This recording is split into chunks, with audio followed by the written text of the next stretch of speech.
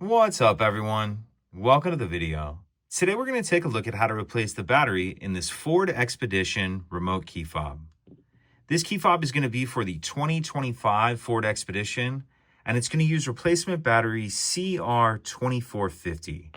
I'll put a link in the description box of this video to where you can find these replacement batteries if you're in need. So the first thing I'm going to do is grab my key and remove the emergency key that's in the bottom of it. That's done by pressing this button here that my thumb's on, and the emergency key will pull out like that. Then I'm going to hold the key fob with the buttons facing down and take a look at the bottom of it. We see this long kind of slot right here that I'm touching with the end of the key. What I'm going to do is take my key and push it in that slot, and just the very end will go in. Then I'm going to angle my key up like this and push up on this back cover and pop that off. And that can take a good amount of pressure to pop that off, especially if yours has never been off before. But once we get that cover off, we see our battery right here.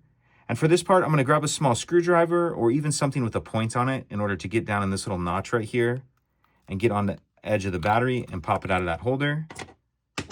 Once we get our old battery out, we'll grab our new replacement battery, and you want to make sure that you're installing that with the plus side up, positive side up.